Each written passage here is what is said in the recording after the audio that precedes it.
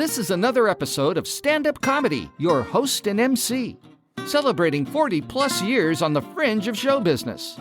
Stories, interviews, and comedy sets from the famous and not so famous. Here's your host and MC, Scott Edwards. Hi, and welcome to this week's show. It's titled The Magnificent Seven. Yes, it is 7 different comics.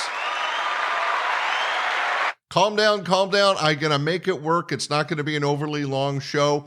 But what I did was back in the day, I'd put together what were called quickie clips of some very talented comics. And I'm using 4 of those along with a very funny radio bit by Tim Bedore and then a nice closing set by Kermit Apio, a great headliner. And I'm going to fill this show out with some tremendous variety of comedy. So there's so many acts, I'm not going to jump in and try to explain them all. Just sit back and enjoy some great short sets by terrific, talented people. And I know you're going to laugh. This is some very funny stuff. So, hey, let's jump into it. Our first act is a guy that was a really close friend to the club Laughs Unlimited. He's a local comic. He was involved in a lot of various entertainment programs around Sacramento, California back in the 80s. Not only was he a regular opening act for me at my clubs, but he hosted a murder mystery theater nearby. He was doing his own shows at a local bar, and a terrific guy. So let's jump in and start things off with our first short clip with very funny Moe Betterman. All right, so Citrus Heights, what it be like? I said, what it be like? Okay, white people, all right. Before I get started, let's have a little Negro lesson, shall we? When I say what it be like, you say ain't nothing but a thing. What it be like? My people, you are now all apprentice Negroes. Yeah, you'll feel a little different at first. You'll go home, you'll say, what it be like? Ain't nothing but a thing. Oh, look, I've got a pumpkin butt. I am a Negro. Well, you look like a nice crowd tonight, so one rule with the Moe Betterman show, no flag about my name. My name is Moe Betterman. It's my real name, my legitimate name, Moe Betterman. Named after my father, Moe Better Dad. So don't laugh, they call me Moe Betterman for a very specific purpose in life. No matter who I stand next to, I will always be the Moe Betterman. See, that's way cool. I can stand next to a doctor, I'll be the Moe Betterman. I can stand next to a lawyer, be the Moe Betterman. I can stand next to Sodom, insane, I'll damn sure be the Moe Betterman. However, I stand next to a 4'2" drug dealer with a Uzi, I let him be the Moe Betterman. I may be Moe Better, but I am bulletproof. That's right, Moe Betterman, MBM. For my Hispanic friends, that's hombre más mejor. For my Chinese friends, that's some dumb guy. I ain't going through Chinatown. Oh, some dumb guy. Yes, me, some dumb. How you doing? Now, although I'm the Moe Betterman, I don't claim to be perfect. I don't speak Spanish very well. The other day, a guy comes up to me and says, ¿Cómo se llama? I thought I was talking about my mama, so I kicked his ass. Hey, hold up, man. I love my se llama, brother. I only speak one phrase in Spanish, and I save that for Saturday mornings when those religious groups come around, knocking at your door. And knock on my door, I just say, no habla inglés. S'il vous plaît. And it blows the mind. So wait a minute, that's Spanish and French. He's speaking in tongues. That was Moe Betterman out of Sacramento. He was one of our regular acts as a local guy. We used him a lot when we needed drop-in comics for various events, and he did the state fair with us, the TV shows, the Laughs in the Park, and he was involved a lot with Laughs as one of the funny guys from here locally. And now coming up next, a terrific comedian, one of my favorites. You may not know the name, but you have heard her work. She has been one of the head writers of the Conan O'Brien Show for the last several years.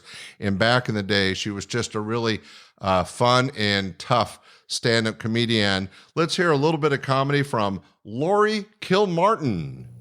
I had a decent day today. You ever go in the department store here and announce this? Attention shoppers. We've got ourselves the last one of the boys' name's Billy. He's 5 years old. His mother is very upset here at the information counter. Then they never tell you what happened to him. I think they should. Attention shoppers, not to worry. Little Billy's been found. Now his mother's beating the hell out of him.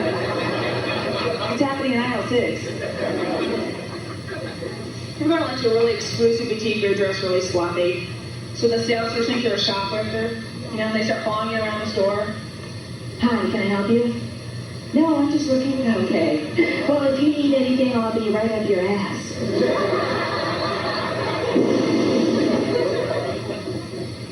I think you're very friendly in Nordstrom's. The sales ladies are, aren't they? They're so perky and happy. They're like ex-cheerleaders, huh? You know? Aren't they as soon as you walk in? Hi, Susie, can I help you find something? Yeah, how about a stun gun? I think the most annoying salespeople are telephone solicitors. This is a great way to get rid of them. You ever get this?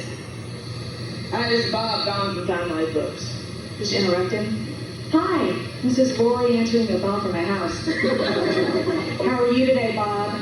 Good. You know, Bob, I'm answering the phone, so I'd like to tell you about a special offer. Said it's over. Bob's working at Nordstrom's now. Yeah, piano while you buy underpants.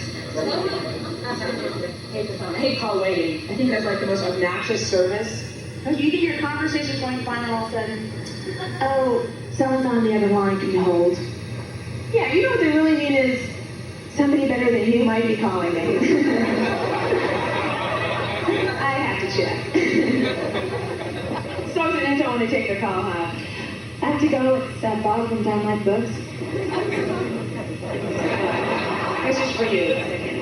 You feel good. Hey, answering machine's making me nervous. It's to leave like a little synopsis of the conversation you want to have. Hope they call you back. You ever call someone you're really pissed off at them? So the message you leave means you're not like a psycho. You're like, hi, it's me. And I was calling to tell you that you are the biggest jerk in the galaxy. And I hope your groin disintegrates. You cheating bastard. So, give me a call. Oh, it's really rude. I have friends who leave really personal information on my machine. Like, they think that I'm the only one that can hear the tape. I had a date in my house one night. The machine was leaking once, so I said, come on, if I just get this one really quick. Beep. Hey, Laurie, it's Debbie. Oh my God, I had the yeast infection. I need to get rid of the errors.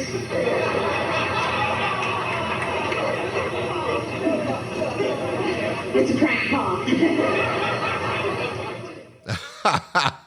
That was Laurie Kilmartin. She went on to fame and fortune as a television writer, a very funny gal. Hey, coming up now, something kind of different. One of our regular headliners, and you've heard him being interviewed and you've heard his comedy on previous shows, Tim Bedore is a regular guest on the Bob and Tom Show, and he does these great radio vignettes where it's very funny and he kind of entertains through these stories. Anyway, I've got one of those. It was recorded for the Bob and Tom Show. You'll hear them laughing in the background, but this is some pure comedy by our good friend Tim Bedore. Here we go. Here he is, a philosopher, a writer, a comedian, a man who plays a golf ball the size of hail, the host of Fake But True, Tim Bedore. Well, thank you very much. Once again this year, my alma mater, the University of Wisconsin-Stevens Point, did not ask me to give the commencement address at their graduation ceremony. Neither did any other university, junior college, or technical institute. If even a beauty college or bartending school had called, I would have been willing. Yet again this year, Nothing. I did receive an invitation from the Minneapolis School of Massage and Bodywork, but when I showed up, they were not interested in me making a speech to their student body, but rather in my hiring one of their students to practice Rolfing my body. Yet undeterred, I am now here to give our nation's graduates the commencement address I annually prepare and no specific university has asked me to deliver. All right. Chancellor, insert real name here, distinguished faculty, Board of Trustees, and most importantly, graduates of the class of 2005. As I look out on your smiling, energetic faces, I have high expectations for your futures, but no, not all of you can change the world. In fact, from the look of it, I am not sure some of you can make change or toast. Being here today brings back fond memories of my own years in college in a philosophy final where an entire semester grade was determined by an essay question which asked, is the glass half full? And I simply wrote, yes, but of the wrong thing. And I got an A. So what is the value of a college education? A college education should give you enough common sense to know you can't sell life insurance with a spider tattooed on your face. And yet, as I look out on the class of 2005, I see many of you will not be living off commissions. Life is hard and your path will not be easy, but never give in to frustration. There is a Tibetan saying, even if you have failed at something 9 times, you have still given it effort 9 times. And this is a very productive way to look at life, unless you're a surgeon. Or an air traffic controller, or structural engineer, or my accountant, or, well, now I think we know why Tibet is a Stone Age country with bad plumbing. Okay, anyway, kids. Good point. Many commencement addresses are filled with high-flying rhetoric about the possibilities of the human spirit, which will be beaten out of you once you start working for the man. Amen. If you're lucky, you'll find full-time employment as a slave to the system, a system run by nerds, turds, and immoral nimrods. Management sucks, kids. Prepare to be very unimpressed. Yet I guarantee you will have a happy life if you get joy from your job, even though the odds are you will not believe how many times you'll actually want to murder a coworker. So don't look to find happiness in your work. Look to find happiness in your family and get them to help you buy rental property. For the true value of a man's wealth, the true value of a man's wealth is determined not by what he has in the bank, by what he will one day inherit from his family and then put in the bank and use to buy more rental property. Yeah. And never forget the story of the farmer who had a chicken and another chicken that was a little odd looking, but he was sure it was a chicken. It behaved like a chicken. It was pecking away like other chickens. So he treated it like a chicken until someone who was knowledgeable in these things said to the farmer, "That's no chicken. That's an eagle." And this knowledgeable man took the strange-looking chicken and climbed the mountain and said, "You are an eagle. Fly, eagle, fly." And the strange-looking chicken spread its wings and lifted off and soared and flew away into the distance. So I say to the class of 2005, rise to become eagles, not chickens. Unless, of course, you actually are an odd-looking chicken. And after you're done tumbling down the mountain, become some supposedly knowledgeable man tossed you off a cliff. Once you recover, start laying eggs. Lots of them. Because while it might be fun to be an eagle, there's lots of money to be made in eggs and rental property. From Minneapolis, Minnesota, where the introverts stare at their shoes and the extroverts stare at your shoes, I'm Tim Bedore on the Bob and Tom Radio Network. You've heard words to remember, words for young and old to hear, words of our national heritage, words Tim Bedore said on the radio. Yes! That was Tim Bedore. He has such a great way of spinning a story, and Bob and Tom have him on all the time and replay his material because it is so funny and is evergreen. It'll always last. All right, we have something a little bit different. This is another comic that was a regular at the club, a nice short set by comedian Dave Maxy. Oh, yes. Oh, many people think I look like Mel Gibson. Debbie Gibson. How about Debbie Gibson? How many people think I look like Phil Collins? Damn it. I don't think he's that good looking. I do have a dream that someday people will go up to Phil Collins and say, hey, are you that David Maxy guy? That'd be cool. A round of applause. How many people here have smoked crack before? That's good. It's a nasty drug. I've never smoked crack myself either, but one time I did sit too close to a campfire and my crack started smoking.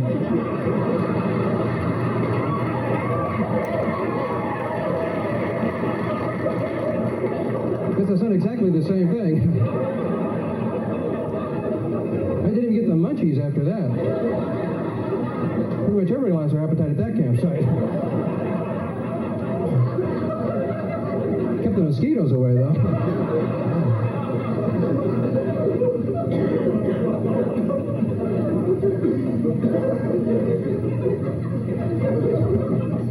This was pretty scary. This happened the other day. I was in a public restroom. This guy came in, dropped his pants, and sat in the urinal next to me.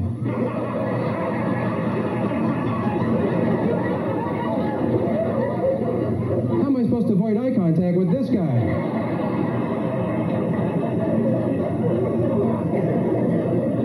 The scary part was, for a few seconds, I was thinking to myself, gee, am I doing it wrong?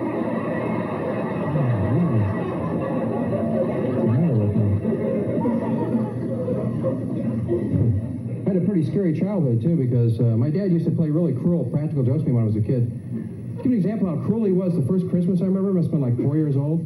I was coming downstairs real early to get those presents first. I saw Santa Claus putting presents under the tree. It was my dad dressed as Santa Claus. I didn't know it. He looks up at me and he says, sorry you had to see me, David. Now I'll have to kill you.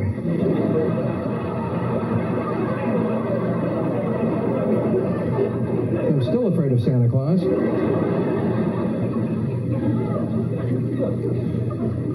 I was raised on a dairy farm, too, which is pretty dangerous. There's a lot of equipment you can get hurt on there. In fact, one time I accidentally got hooked up to that milking machine.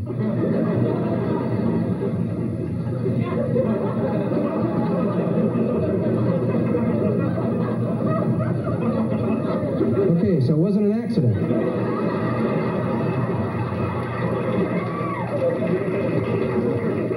I'm pretty damn good, as a matter of fact. Man out of me. All the boys in the valley were lined up inside a barn for weeks after that. My problem is that thing was set on 5 gallons.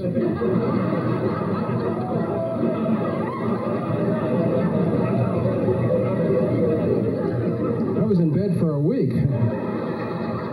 Smoking.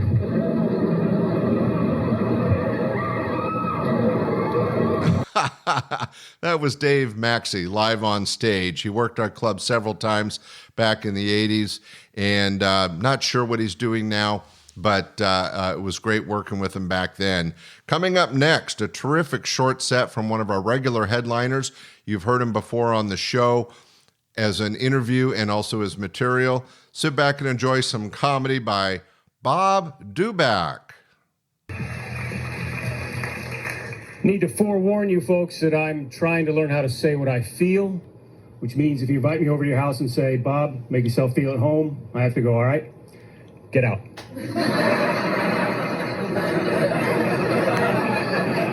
Because we're not saying what we feel anymore. We're saying the opposite of what we mean. For example, when you hear someone say that they're just kidding, they're not, are they? Someone will go, hey, nice haircut. You do it yourself? I'm just kidding. They weren't, were they? And it's infected all of our buzzwords, all of our catchphrases. When we say we're just kidding, we're not. When we say we're not kidding, we are. And when we say no lie, it is. I'm not kidding. You know? And when someone says, you know, you don't, they do. You know? Now, this is interesting. When people say this is interesting, it usually never is it? Do you ever notice that? And do you ever notice when people say, do you ever notice what they want you to notice? Is it worth noticing? Do you ever notice that?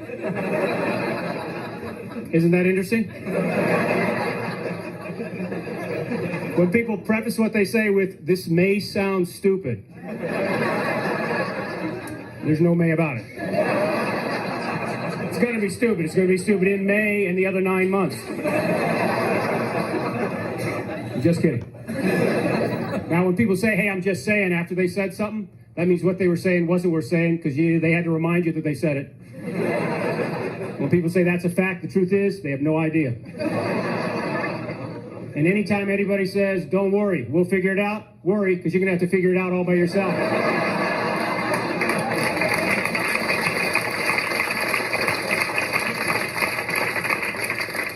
And that's a fact. I'm not kidding, I'm just saying. You know? Now this is important. Anytime anybody says beats me, don't hesitate. Smack them upside the head with a dictionary, preferably unabridged, because it's a problem in our society today. Our vocabulary has deteriorated into, what's the word? Whatever. Both men and women, a man's vocabulary revolves around one word, the word dude. Dude to a man can mean whatever. It can be a statement, dude. It can be a question, dude. It can be astonishment, dude. It can be impatience, dude. We have more dudes in our vocabulary than ever existed on a ranch. And ladies, yours is much better. Your vocabulary is a little larger than ours, so it revolves around two words. First word is, oh my God. Oh my God, oh my God, oh my God. Which is actually three words posing as one. All the blondes are going, oh my. He is so right. That is amazing. No, it's not, but that is the second word. Ladies, the word amazing, can I let you in on a little secret? A salad is not amazing. I'm not kidding. It's fresh. What, pray tell, is amazing? Don't pray, I'll tell you. Two women having a conversation and never using the word amazing, that would be amazing. But it's just, no. It's just amazing. It's not really amazing. What's really amazing, we put the word really in front of the word amazing because amazing doesn't mean amazing anymore. It's really amazing, but a salad isn't. It really isn't. It's perishable. Walking on water is amazing. Getting the entire planet believe you walked on water is really amazing. A salad is nutritious. Getting elected president without the popular vote is amazing. Forgetting that happened and re-elected him 4 years later is really amazing. Not a salad. Thanks very much. Well, you could see why Bob Dubac was one of our funniest headliners at the club over the years.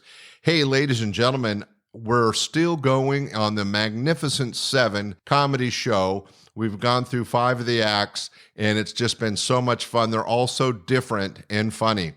Coming up now, somebody I know you'll really enjoy. This young lady is out of Las Vegas, Nevada. She was a regular at the club, did appear in our TV show and Laughs in the Park as well, and a great friend to my coworker, Lynn Stobener.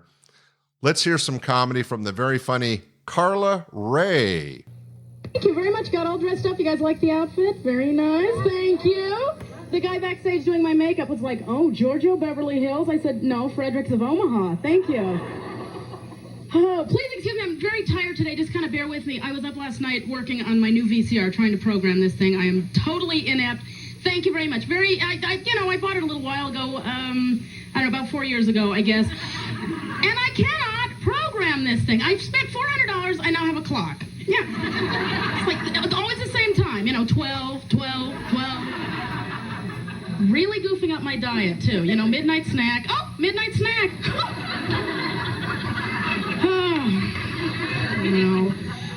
Las Vegas. Now, you guys, if you get a chance here in Las Vegas, go and see Tom Jones. He is just incredible. My mom came down a couple of weeks ago. Yeah, you love him, don't you, ladies? Came down. My mom loves him. He's sexy. We've got to go see him. An hour and a half of this right here. Women are throwing clothes to him on stage for this. Clothes to... My mom's 60 years old throwing bras, panties on stage. My bra, my panties, no less, This, I think he takes them, he just shoves them down his pants. Those clothes, honest to God. I'm thinking this stuff, the clothes, you just throw in a box of Tide and do your laundry, Tom?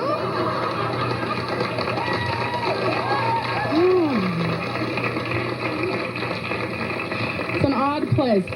I travel around quite a bit, and people always ask me, are you actually from Las Vegas? And I'm originally from Reno, but I always get the same thing. Oh my God, Nevada. There's actually no culture in Nevada, is there? See, but that is not true. You people know that. I was able to this last Christmas. I gathered up my whole family, and we went to see the Nutcracker Ballet. It was very, very nice. It was topless as well, but,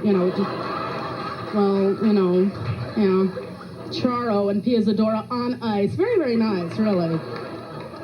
Thank you very, very much. Now, the gambling is legal here, of course, which I don't much get into. It's kind of an odd thing. My mom is nuts for Keno. I've got to tell you guys about this. I'm standing next to her in a casino recently. She's going absolutely nuts. She's like, honey, come here. My number's all lit up. I am rich. My number's all lit up. I said, well, Mom, that's because you're on an elevator, huh?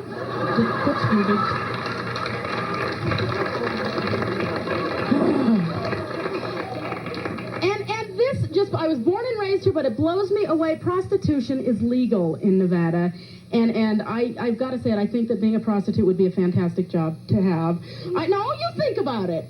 What other job could you have? What other job could you have where you wake up, you're in bed, you're at work?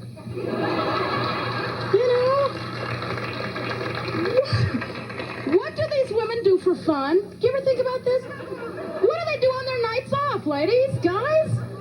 What, just maybe wear flat shoes and stand up? Huh? Gee, thank you very much. That was Carla Ray out of Las Vegas, Nevada. And by the way, she is still on a morning radio show there each and every morning. Very funny young lady, and it was great to be able to showcase her on this show. All right, it's time for our last comic, last of the Magnificent Seven. Ladies and gentlemen, one of our favorite headliners, originally out of Hawaii, now living in Seattle. You've heard him interviewed on the show previously. We've used his material before. Why? Because he's clean, funny, and is always entertaining. Ladies and gentlemen, sit back and enjoy the comedy of Kermit Apio. Someone married me.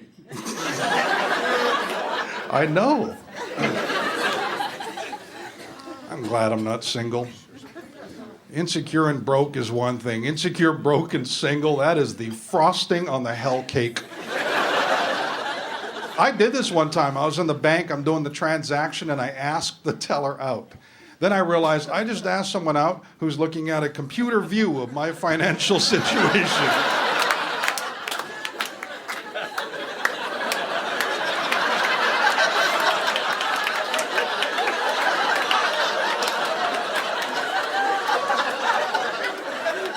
What do you say then? Well, I've got other accounts. This is the one I keep negative.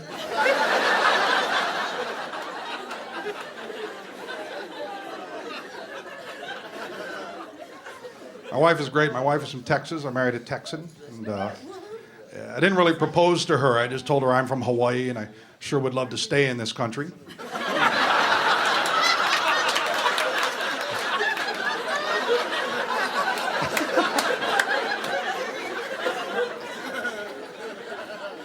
We've been married 7 years, but we've been together 13. I have to say that because she wants credit for time served.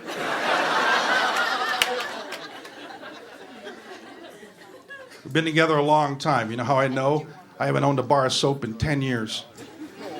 They disappeared. I now have bottles of produce combos.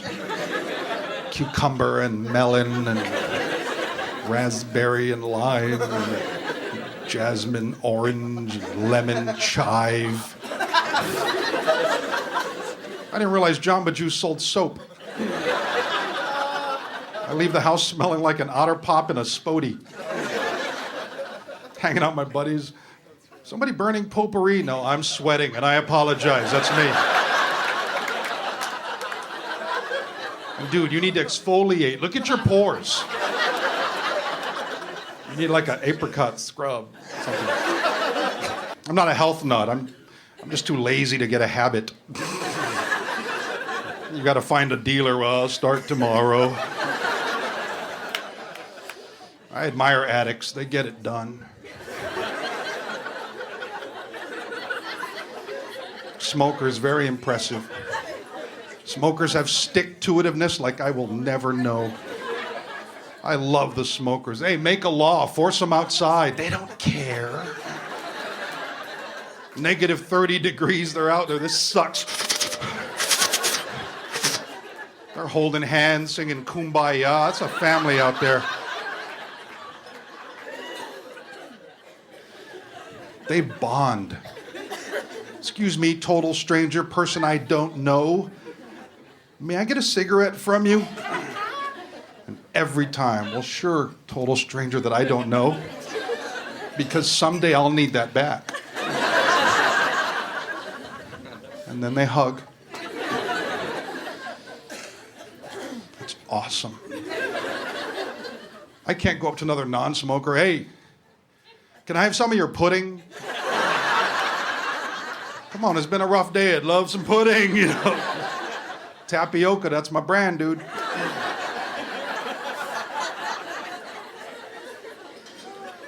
And non-smokers, don't get me wrong, I'm one of you, but generally, smokers make better audience members because they don't worry as much. Non-smokers are more prone to the, well, I hope he understands that certain topics might be offensive to certain people. Smokers, no way, that's too many words. We're gonna die, tell us a joke. Woo!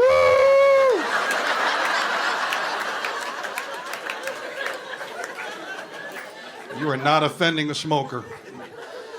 And if you do, what are they gonna do, chase you? Really?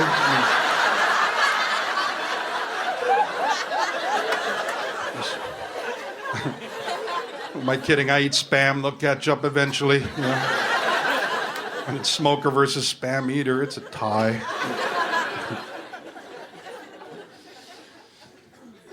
I'm not in very good shape. I want to get in better shape, but you know what? The double chin really frames the hair loss. It's my goal to look like a beanbag chair before I die. I find it easier to just lower the goals. My old goal was to look like The Rock with a thyroid problem, but that was hard. It's kind of a visual punchline. Focus in. You'll grab it. You'll grab it.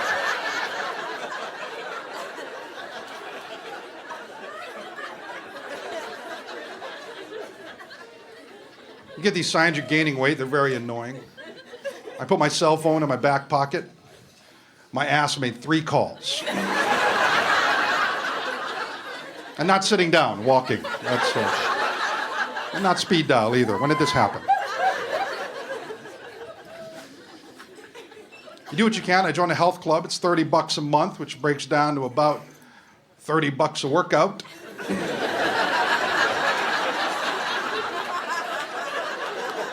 Or $30 a shower if you want to get technical, whatever.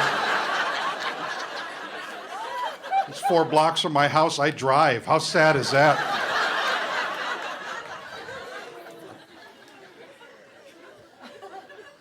All right, it's not a health club. It's a Mexican restaurant. But here's the thing.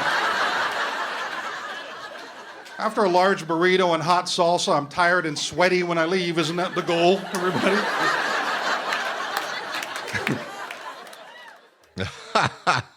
That was Kermit Apio live on stage, a very funny and talented comic. We've used him many, many times over the years, and you'll hear him again on these shows in the future. Well, ladies and gentlemen, that was our very special Magnificent 7.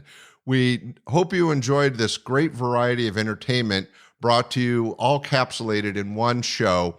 It's just been a real joy to bring it to you.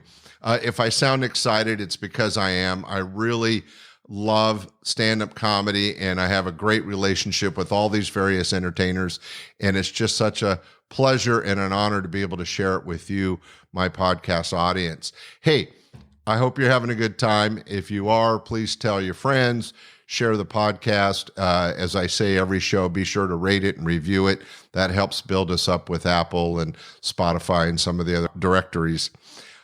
Thanks again for listening. We'll be back next week with another terrific show. This has been Scott Edwards, your host, and the Magnificent 7. Bye.